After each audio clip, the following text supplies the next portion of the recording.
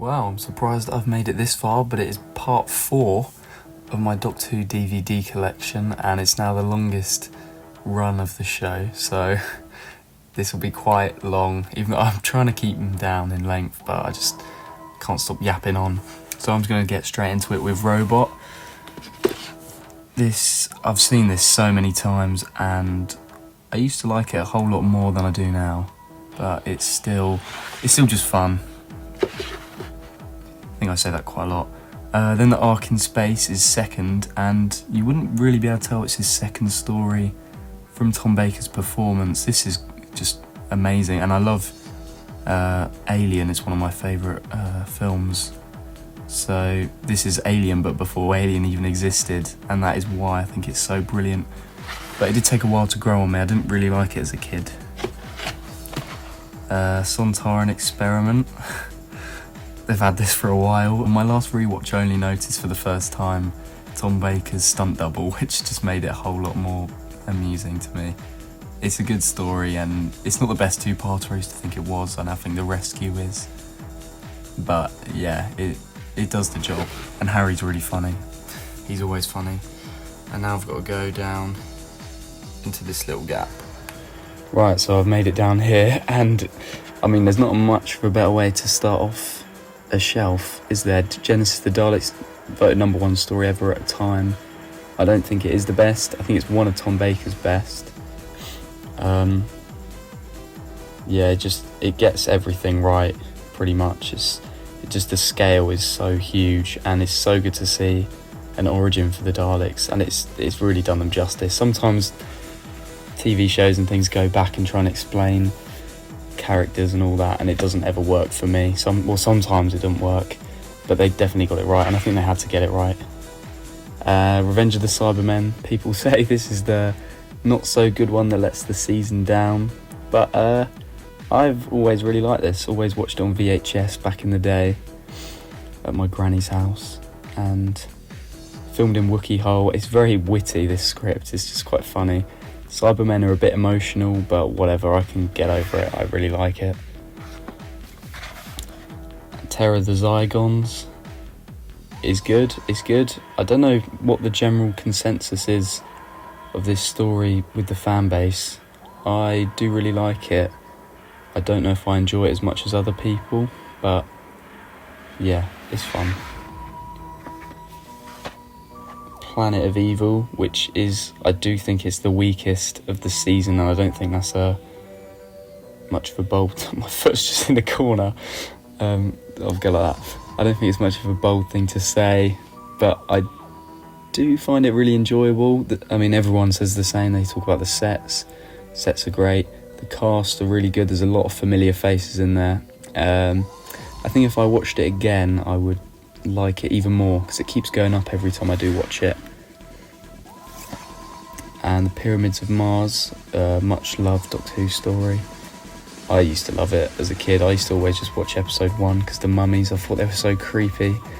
Sutekh is great, even though he doesn't even move at all. His voice alone is enough. And Sarah is just, I mean, she gets a bit trigger happy, but she looks really cool with the gun, so I don't care. The Android Invasion, I used to really like it, and then I watched it again with my dad, and I was like, we just didn't really get what the point of it all was, and now I really like it again. It probably doesn't make any sense, but it's a bit silly how they make a fake Earth. They could have just done it, but maybe, I don't know, I don't even want to think about it. It's not worth thinking about it. I really like the abandoned village though, and these like robot dudes, they're pretty cool. So that's good fun. Can you stop saying that? Okay, Brain of Morbius, another horror-y story. Philip Maddock is back in Doctor Who. He's brilliant in the War Games. That's, I think, his best performance in Doctor Who. Morbius is pretty good villain, quite creepy. I don't really like the Sisterhood of Khan. I think that's what they're called. It's a bit boring, those scenes. I love when he keeps going on about how good Tom Baker's head is. He has got a lovely head though. And this is my favourite story of the Tom Baker era. It's just so dark, and it's got shades of The Thing in it, which is another one of my favourite films. It's just so dark, and Tom Baker, it's just such a gritty story, and it's the closest I think we get to James Bond as Doctor Who. I know Jon Pertwee kind of was, but this one, he just is like jumping out of windows and knocking people out and twisting people's necks, and it's just brilliant. And I think they're called the Chronoids. They are really scary because it's just, the scale of them, they're massive. They just take over that huge house. This one, and the way this one it starts at a base in like Antarctica or wherever. I don't know where it is, but it starts there and then it moves on. So because it's a 6-parter, it needs that for the pacing. Really creepy scene. The guy, I don't know his name again. The guy changes into one of the Chronoids. Yeah, body horror, and I love it. The Mask of Mandragora, the start of a new season, and I've said it in all the other videos, I love the stories that are set in the past, and this is no exception. This one is really good as well, and I think it's overshadowed. I don't know why though. It's absolutely fantastic, I think, this story. Everything about it. The setting is the best part of it though. Oh dear. I don't like this one. I'll give it about a 4 out of 10, and I think that might offend some people, but it's just crap. Sarah's good in it though. At least she has a lot to do in her last story. The Earthbound stuff's pretty good. Well, episode 1's like decent, and then it loses me completely, to be honest. But the ending is beautiful, the way Sarah leaves. And we have maybe the only story where it's just the Doctor. I think it might be. And it's ballsy. I love how surreal this story is. It's one of a kind, and the Master's back, and it's not disrespectful either. So that's a really good story. And now we have Leela, who is probably my favourite companion of this era. There's quite a few, but she's probably the best. This one's, it's just funny. There's nothing more to it really. It's not the best story. It's just quite funny, and I like it. And this one is, I think it's the last story I give a 10 out of 10. No. It's the second story I give a 10 out of 10. I only rate 3 in the Tom Baker era 10 out of 10. And considering it's the longest era, that's not great. He's got a few 9s in there, but I just think a few of them are a bit wide of the mark. But this one is just, it's a great whodunit. The robots are so sinister. All of the cast, really good. I've watched that so many times, but it's like the Time Warrior. Every time I watch it, I just love it more. Sorry, probably not the best idea to talk loads while having a bit of a sore throat. But now I've got the Talons of Weng-Chiang. I wasn't coughing because I don't like it, although it is very problematic. It's definitely not aged well, but the story it's great. Everyone knows how good this one is. It's just got a few issues now, but yeah, it is a great story. I like Jago and Lightfoot, and apparently they got a spin-off in Big Finish, but I don't listen to any of those. And now Horror Fang Rock. It took me 4 watches of this story to finally realise that it is just almost perfection. It is so good. It's a base under siege. Ruben the Rutan is just so creepy. His like stern look into the camera. He is just one scary fucker. Although I don't know if you call it CGI, special effects for the Rutan climbing up the lighthouse haven't aged well, but I look past that. And I don't know if this one's on the collection box sets. They might have changed that effect. I don't know.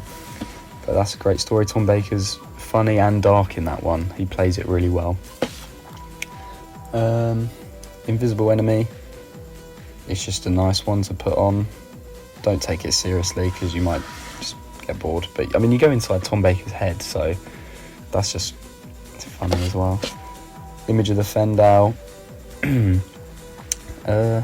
Can get a bit confusing for no reason, but cast are all good. They clearly get on well, and they're That's one of the main strengths of this story.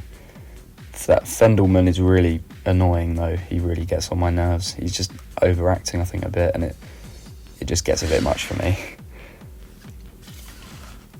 The Sunmakers, I think it's great.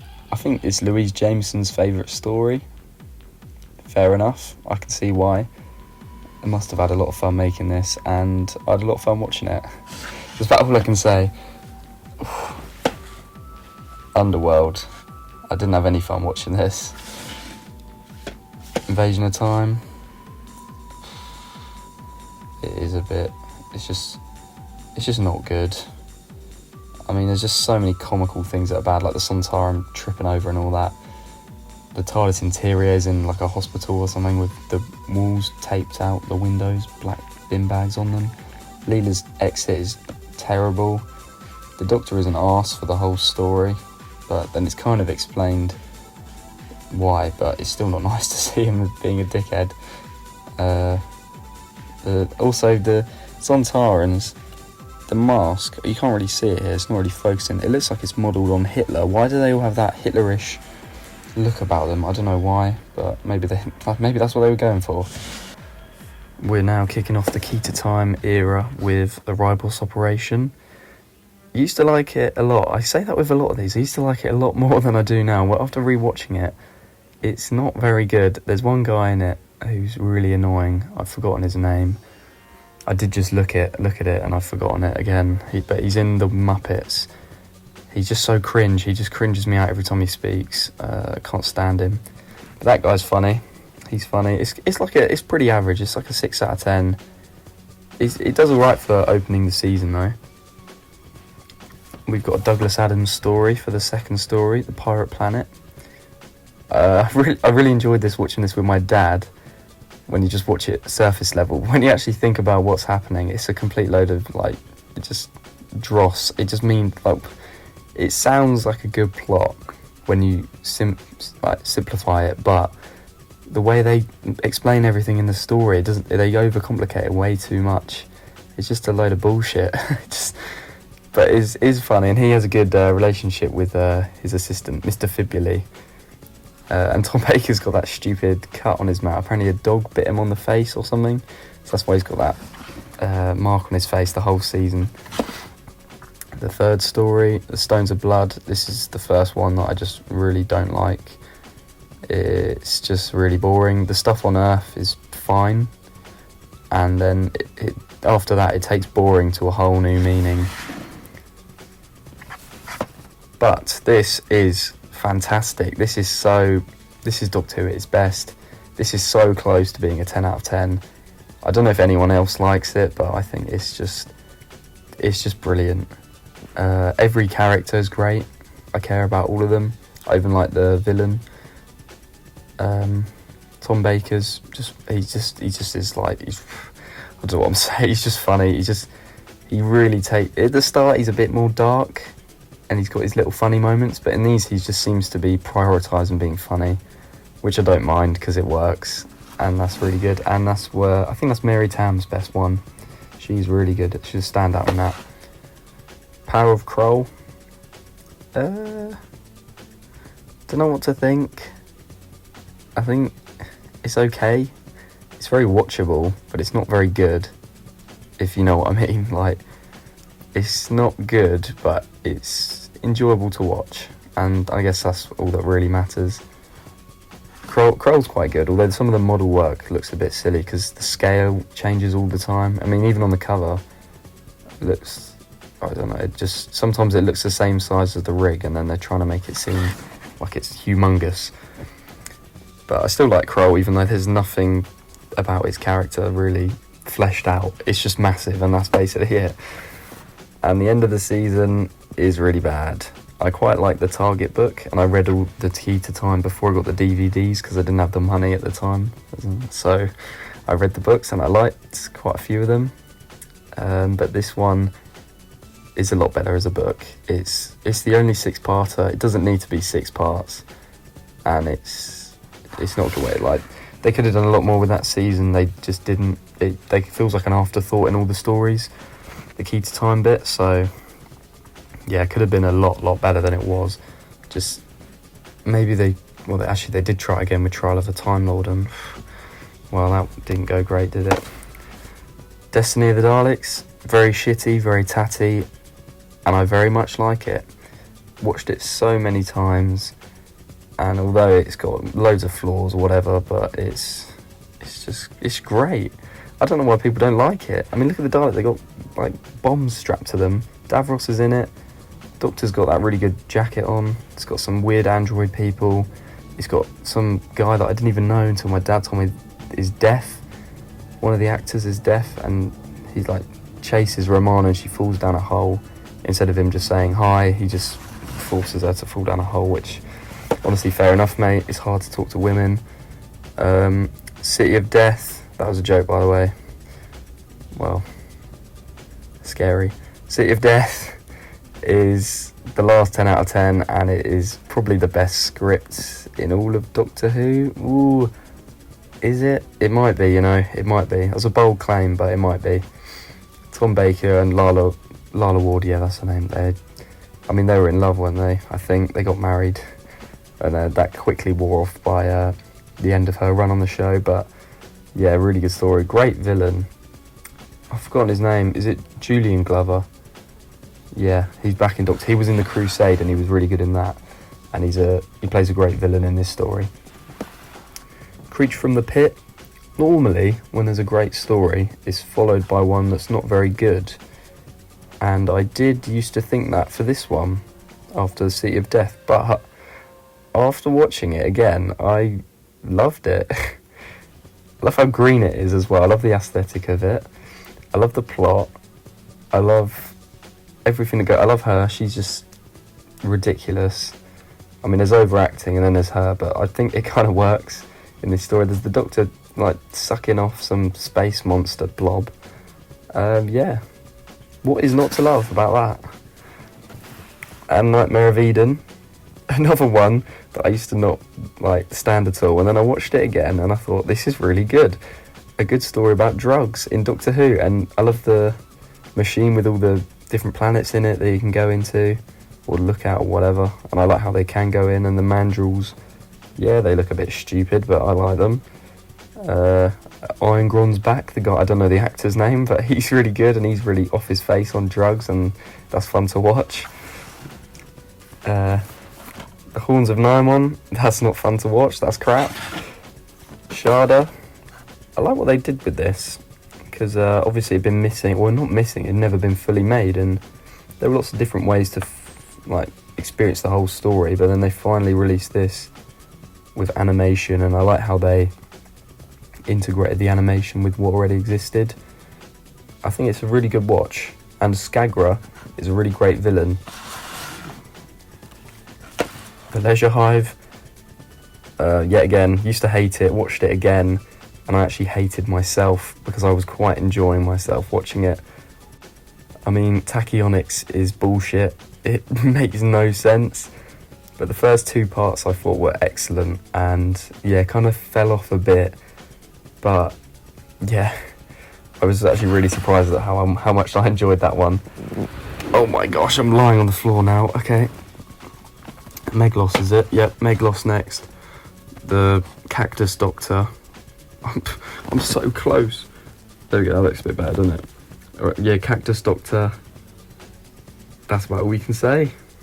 It's not the best. Well, actually, it's crap. Let's not beat around the bush. It's rubbish.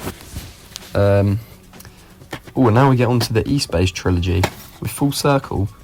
I think this would be a fantastic Peter Davison story. I don't know why, I just think it would work with him and his cast he's got around him. But I do really like it. I think the Marshmen are pretty creepy. State of Decay, a good vampire story. Executed very well. Bit of Time Lord lore in here. Yeah, I think that's really good as well. Some good effects as well with the bat thing. I don't know how to explain it, but if you've watched it, you'd know. And Warrior's great. Warrior's great. Well, it is great. Warrior's Gate is great. It's very experimental, and I really enjoy it, especially at the end of a Doctor's run. sort of trying out loads of new things. A bit confusing, but then also I really like it, so have that. East Base Trilogy is really good. Actually surprised me, because when I first watched it I didn't actually think much of it, but no, I thought it was really good when I watched it, so I was happily surprised. Oh my god, can you even see that? It's a bit zoomed in. Keeper of Traken. I think this one's quite overrated, if I'm honest. Not a big fan. Yeah, it feels very fresh. Like Warrior's Gate, it does feel fresh. Not like the end of Doctor's run, but... oh, I don't know. It's just not perfect. And down here, oh my life. Logopolis. I'd really tried with this one, and it took me 2 episodes and I couldn't watch anymore. Like, I could watch it, but I just was so bored of it. Not the best way for him to go out. It's so uninspiring, and they could have done a lot more. Just shooing in all the new characters, I guess, at this point, setting up the next era, but it doesn't really work for me. At least Anthony Ainley's good, though. I do like him, and he's good for the rest of the Doctor Who, although he's a bit pants, like his character, but he plays him well, so I like him. Yeah, the Watcher stuff's just funny. I always quote, so he was the Doctor all the time. It's just a bit crap, isn't it? It's just silly. It just reminds me of how cringy New Doctor Who is, but yeah, Logopolis, not a great way to end it. Well, there it all is. Really enjoy a lot of Tom Baker's stuff. Also really don't enjoy a lot of it. It's very hit and miss, but he's a great Doctor. He is Doctor Who, isn't he, really? But next we've got Peter Davison, who I think is quite underrated, although some of his stories, yeah, a bit similar, hit and miss in the 80s, Doctor Who especially. So hopefully I'll see you there soon.